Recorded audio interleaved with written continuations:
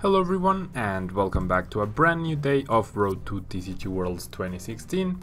Still using the Mega Alakazam deck I featured on Monday, but I have made a few changes which I think have made the deck a bit better. If you want to check out the list we are using, it's currently down below in the description.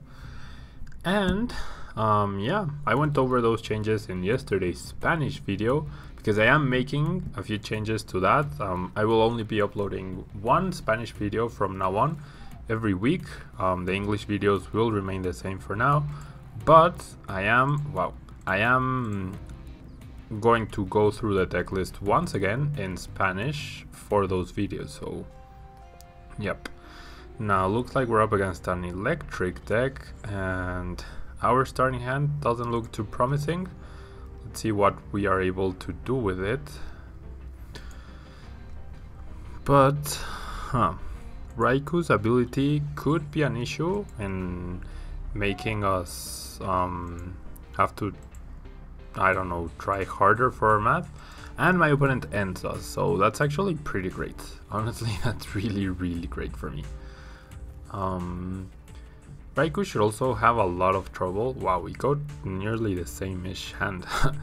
Raikou should have a lot of trouble one-hit KOing my Mega Alakazams, so at least the trade-off will not be too favorable for him. And we might be able to pick off some easy prizes in Octillery, or probably not a Magnezone, but maybe that Octillery, that extra price off of Octillery through Alakazam or Crobat drops could potentially be the difference between winning or losing. So, Energy Pouch. I have no idea what Energy Pouch does. If the Pokemon this card is attached to is knocked out by damage from an opponent's attack, put all basic energy attached to that Pokemon into your hand. Wow, that's really that top deck. It's a really nice card for that deck, honestly. That's quite amazing actually. I'm not gonna grab anything from this trainer's mail because it looks like I'm gonna have to Sycamore this turn. Although, okay, I do find an Ultra Ball, so I don't have energy right now, but with this Ultra Ball, should have grabbed something then. Because I get rid of the Xerosic, but every other card I think I need, except maybe the Dimensional Valley. Or I could give up on the Mega Alakazam option.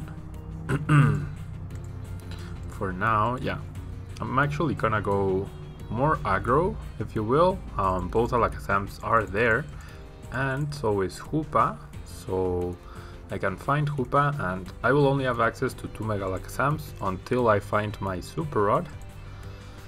But like I said, we shouldn't have to deal with too many. Do I want? Yeah, shouldn't have to deal with too many issues with that, and the Super Rod is in the deck. We do have Super Scoop Ups, we do have a ton of healing and things like that, so I'm simply going to bench every Alakazam.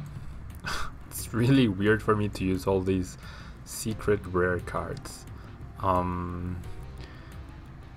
will attach the Spirit Link to the active. I don't think Raikou will have enough energy next turn to one KO me. He would need 6 energy to one-hit KO the Alakazam EX, so that's not looking too likely. And my hand is okay. I get to place 3 damage counters already on the Raikou, so that actually makes it so that I will 100% be able to KO it. And if for some reason I really need the Mega Alakazam, need to guarantee it, I can actually simply AC the Hoopa and find myself 2 Mega Alakazams and potentially KO Raikou and also KO the Remoraid or the Magnemite, which the Magnemite is the scarier Pokemon at the moment. This Energy Pouch combo is really nice, and the pouch actually looks nice. I'm sure they will make that an actual real life item eventually. But yeah, Bridget. So he's gonna get more basic Pokemon, or potentially a Shaman, because it finds you 3 basic Pokemon, and there's the victory. Okay, so with the with access to both Mega Alakazams next turn, I was going to be able to KO the Raikou and KO the Magnemite if it didn't evolve. So all he would have had left would have been an Octillery, which obviously wasn't threatening to us. And yeah, pretty good start for today's video. 5 minutes in and we are already with a victory. Let's see. Looks like we are potentially up against a mirror match, which would be a very interesting dynamic, and I guess Crobat could be a difference there. Also the WoW Fed count. So who knows? We'll see how this plays out. If it is in fact a mirror match. My opponent is actually going to mulligan. I get a WoW Fed start, which is not ideal because it's actually Trevenant. Okay. Well, actually, that's good. That's good in my book because of the fact that I will prevent Shaman, which could potentially, since my opponent is going first, could potentially save me from a turn 1 Wallies. But having AC and potentially Xerosic is probably one of the best cards to have, I guess. He starts his own Wolfet, so we were never going to have access to Shaman anyways, and simply makes it harder for him to get the turn 1 Trevenant going. He finds a Dimensional Valley. For all my opponent knows, this could be a mirror match, so yeah, he is going to play the Dimensional Valley. That means I have 4 dead cards in my hand, but it'll make it easier for me to find targets for this card once I get to use my Ultra Balls. There's a Phantom,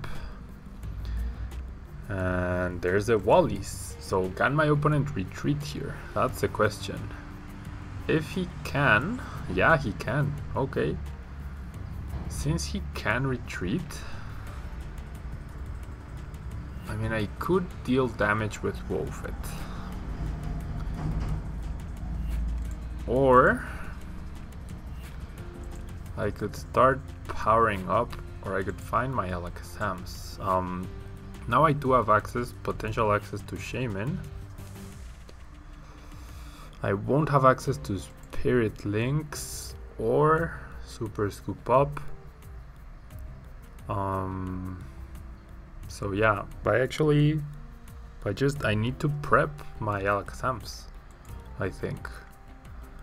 So I'm gonna go for 3 of them because I need as many damage counters in play as possible. Oh, but if he starts using Silent Fear next turn, I'm going to be in a lot of trouble. Okay, so I mean, I could damage him, but because I won't have access, I mean, there really isn't anything too great that I can do anyways. The Wolfhead is really threatening though. I mean, just not to lose a turn, I'm going to Psychic Assault here for 10 damage, put a little bit of pressure on him. Maybe heal with an energy, maybe heal with the break. There's his energy. There's a Bursting Balloon. So the Bursting Balloon, and he had a Sycamore. The Bursting Balloon makes it so that it's more justified for me to Mega Evolve. That's for sure. And after I Mega Evolve, Mega Alakazam can actually KO Trevenant, but I have no way to retreat Wolfet, so that could be an issue. And he's gonna deal a ton of damage.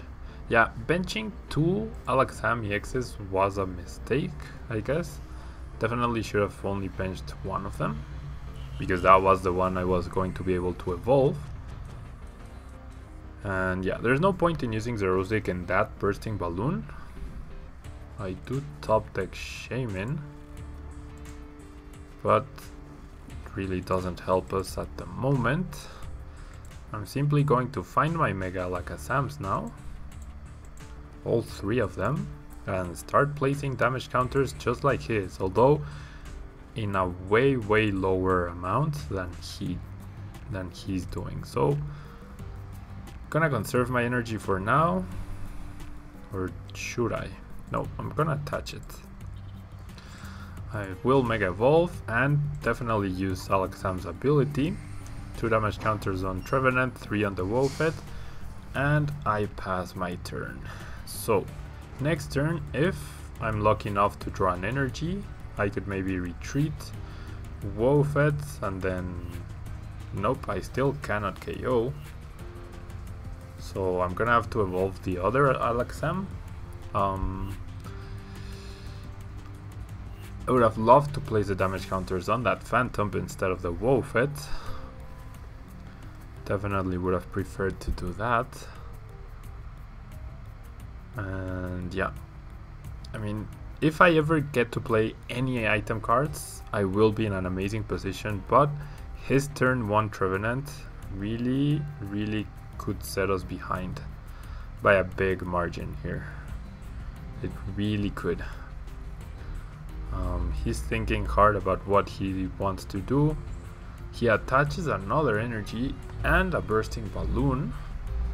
So he's actually going to take the KO on Wolfet and still deal damage to my Alakazam EXs. So still in a lot of trouble. I can remove the bursting balloon, but I'm still not going to KO. I mean, if I remove it and attack, or I can simply Mega Evolve and threaten the KO next turn. I could remove the special energy.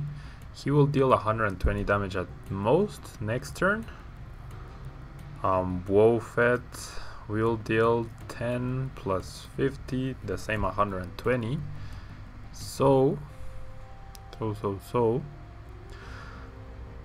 I will play the Xerosic. No, I'm gonna save the Xerosic just in case he plays another consecutive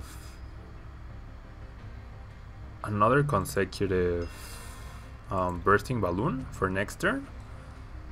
And yep, I'm gonna place the 3 damage counters onto the Phantom.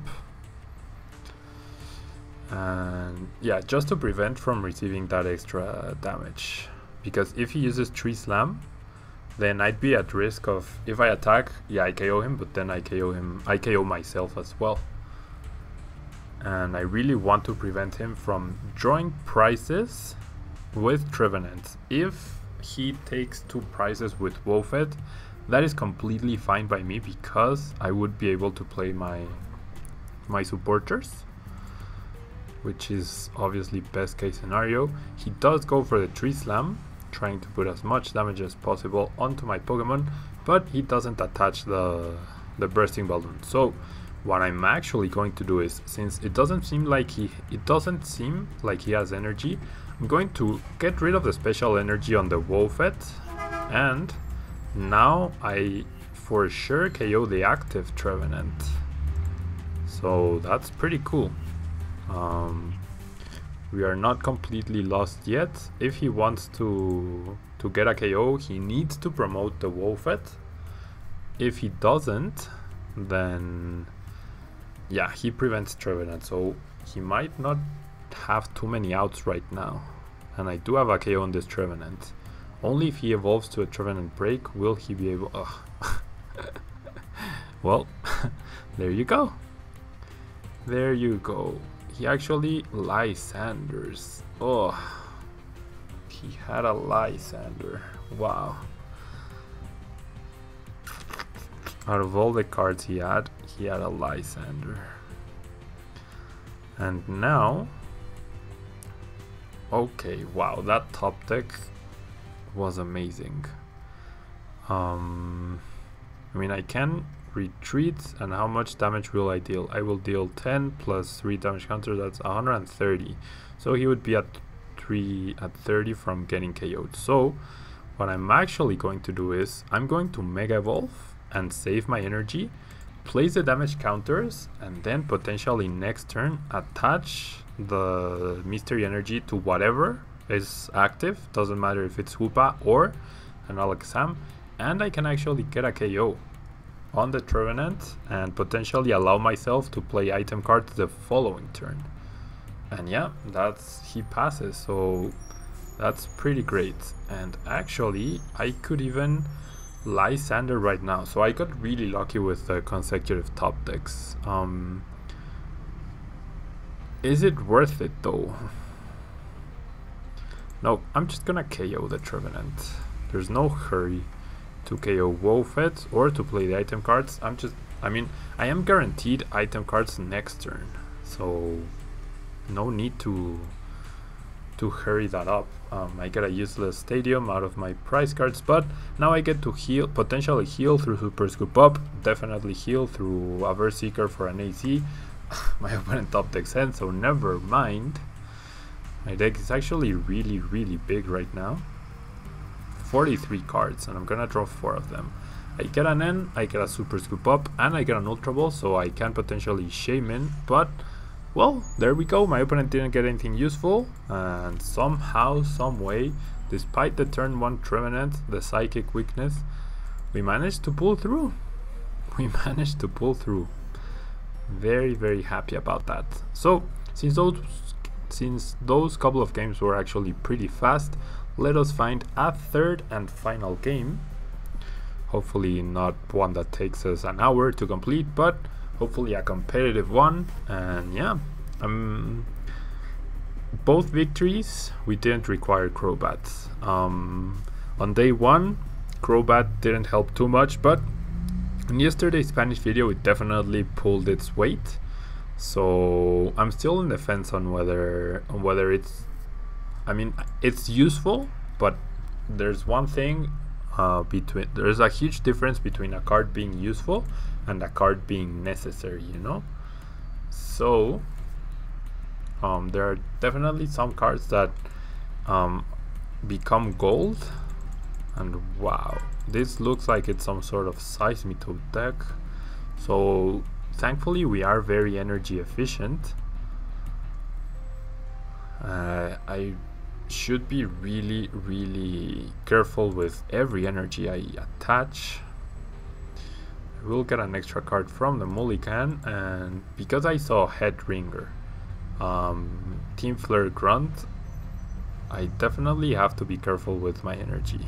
I don't want to discard them too early. Unfortunately, looks like I won't have too much of an option right now. Okay, so I mean, I could get rid of a stadium. He shouldn't run too many stadiums. So in theory, if I really do want to follow what I just said, I would get rid, well, no, because the stadium is useful for a long time. So I'm gonna get rid of 1 energy, and I'm actually gonna get rid of the mystery energy and the Berserker. Get rid of the mystery energy because that can be enhanced hammer, can be removed by enhanced hammer, whereas the other energies, the basic energies, require at least either a flip from Crushing Hammer or a Team Flare Grunt. They're not an automatic discard like other cards would be. And with Hoopa, I get to find myself a Shaman, and well, should I go for more Alakazams? Or just keep one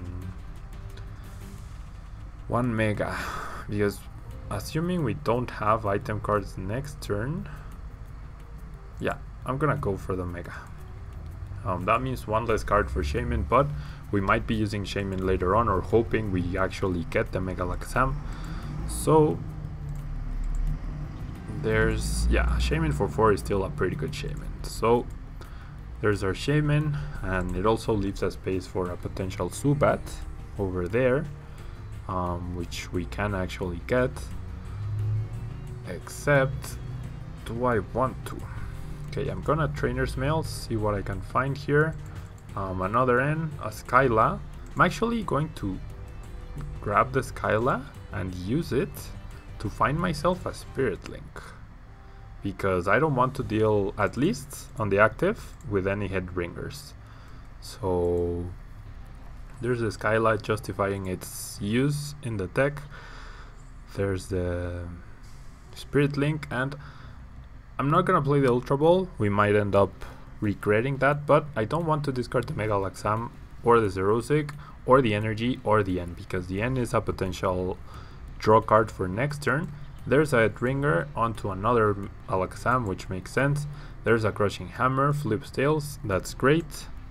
There's a Trainer's Mail, and yeah, definitely not the last Crushing Hammer we are going to see this game.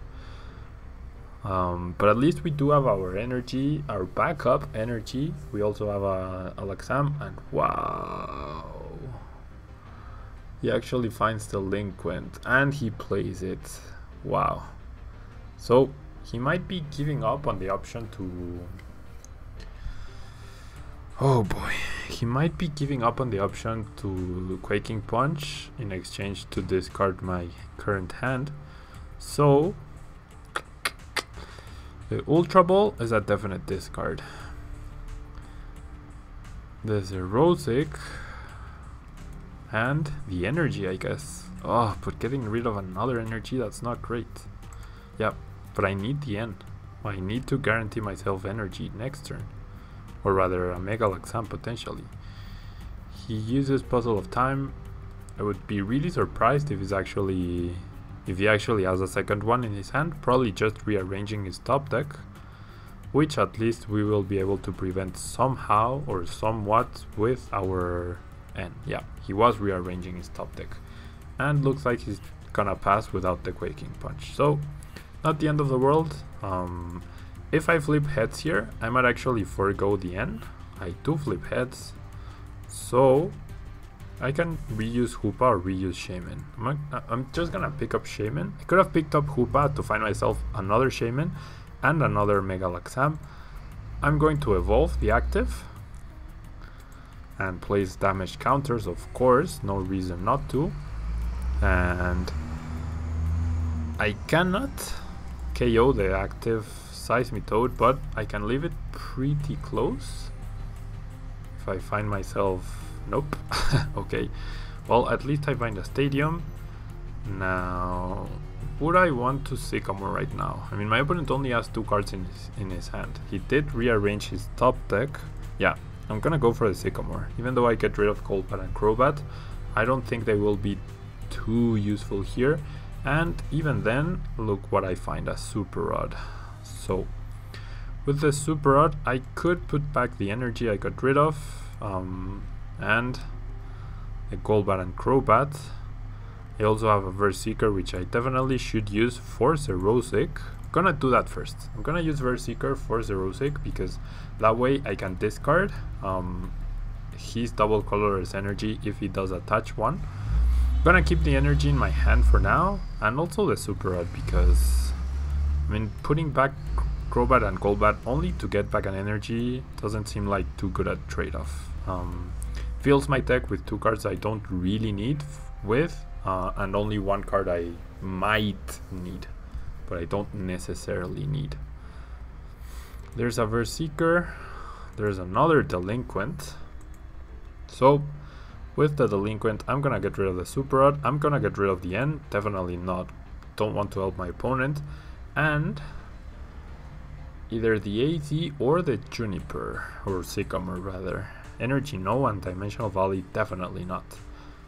Yeah, I'm gonna get rid of the Sycamore. I'm in no hurry to attack, or rather to change up my hand or anything. So there's his supporter for the turn. He plays a Super Scoop Up, gets heads, so he picks up the damaged Seismitoad and he passes.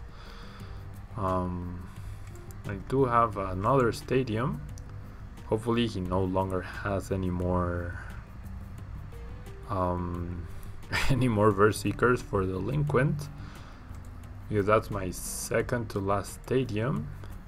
So seeing that, I'm actually going to attach the energy to the active Mega Alakazam, and I'm going to AC for Hoopa. I mean, yeah, I'm gonna use Hoopa because I will find the other Shaman, and also I will guarantee a Mega Alakazam EX. And there's a victory. Yep. With Mega Alakazam, I was going to forgo my attack right now in order to use Mega Alakazam. That way I had a guaranteed KO on the active Seismitoad, and I had damage counter placement on the bench Seismitoad in order for future turns, so that my follow-up Mega Alakazams could do more damage. And yeah, that's it from me guys for today. 3 quick victories, not too long of a video, but I hope you guys learned something at least of how the deck works, how the deck, I mean the deck has been getting really strong starts, and you could even justify including a second Hoopa just because of how strong it seems to be for this deck.